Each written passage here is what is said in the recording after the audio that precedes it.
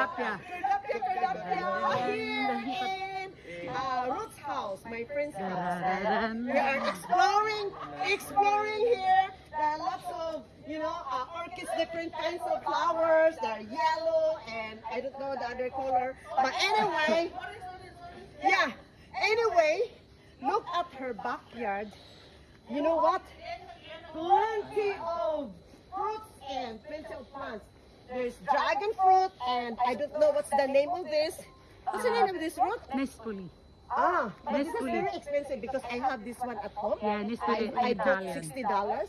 Yeah. Anyway, Come on. this one is lemon. Mandarin. Oh, mandarin. Bangga ka na. Oh my goodness me! Look at that. His backyard. Yeah, Plants and vegetables. That's beans. Oh. See, look, there are lots of beans here. Easy. Yeah, go inside, go inside. Wow. We are